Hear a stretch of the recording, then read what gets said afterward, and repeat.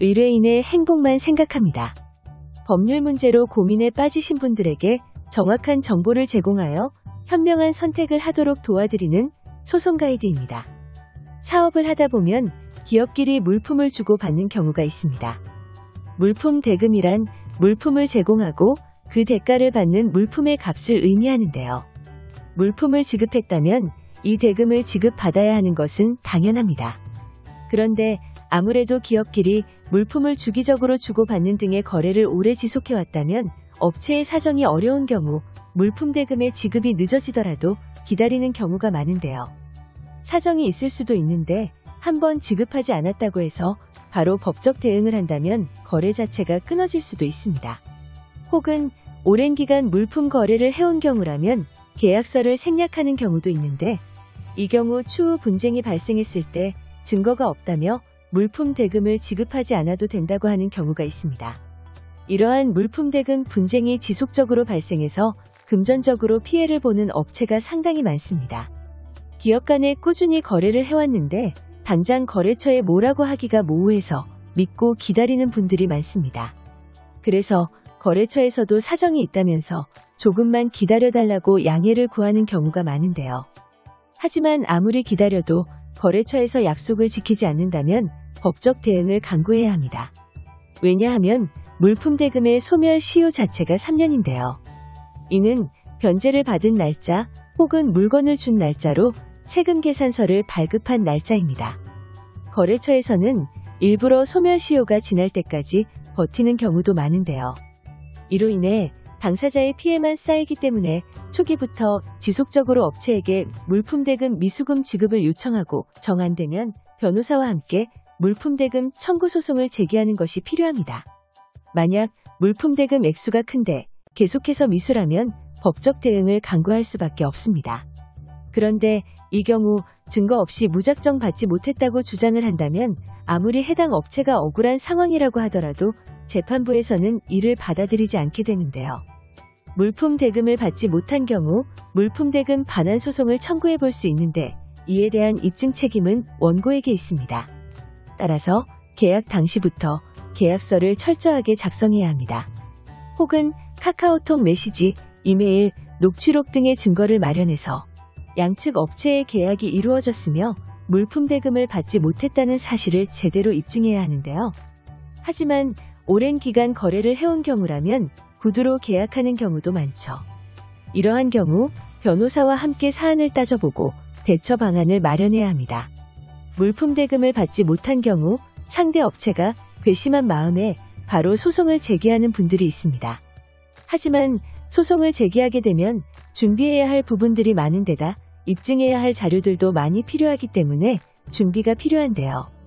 상대 업체 역시 물품 대금이 아예 존재하지 않거나 이미 돌려주었다고 주장하는 등 자신의 상황에서 최대한의 방어를 하기 때문에 소송 기간이 길어질 수밖에 없습니다. 무작정 소송을 제기하기보다는 우선 상대방과 최대한의 협의를 해보고 정 안 되면 그때 소송을 제기하는 것이 좋습니다. 또한 소송 전에는 우선 내용 증명을 보내는 것이 필요한데요. 내용 증명은 상대 업체의 물품 대금이 미수되었다는 사실을 알리고 이를 독촉하며 증명을 하는 데 도움이 됩니다.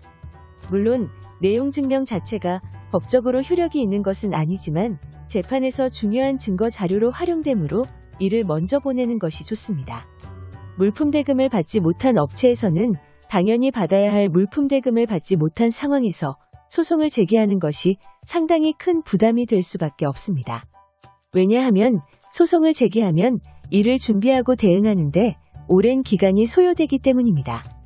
만약 소송이 부담스럽다면 지급명령 신청 제도를 고려해 볼 수 있는데요. 이는 소송에 비해 절차가 간단할 뿐더러 소요되는 기간 역시 빠릅니다. 지급명령 신청은 간이식으로 진행되는 독촉 절차인데요. 물품 대금은 물론 거래대금, 대여금, 임금 등 법률 관계를 통해 지급하기로 한 금전에 대해 신청이 가능한데요. 그리고 지급명령 신청 후 강제 집행을 할 수도 있는데요. 문제는 지급명령 신청을 했는데 상대방이 이의제기를 한다면 물품 대금 청구 소송으로 넘어가게 됩니다. 따라서 이를 신청하기 전 상대방의 이의제기 여부를 따져보고 진행을 해야 합니다. 물품 대금 청구 소송을 제기해서 어렵게 승소를 한다고 하더라도 거래처에서 알아서 돈을 바로 주지 않습니다. 그런데 거래처에서 돈을 주지 않는다면 소송을 제기한 의미가 없는데요. 따라서 소송 전 재산 조회를 통해 채무 기업이나 채무자의 재산을 조회하는 것이 우선입니다. 그리고 소송 자체가 매우 오랜 기간이 소요되는 만큼 이 틈에 재산을 숨기거나 처분하는 경우도 있는데요. 이를 막기 위해서는 가압류, 가처분 절차를 거치는 것이 필요합니다. 그래야만 소송 후 돈을 돌려받거나 강제 집행을 통해 돈을 돌려받을 수 있기 때문입니다. 일반적으로 거래처에서 물품 대금을 주지 못한다고 한다면 경제적으로 어려워서 그런 것이라 생각합니다.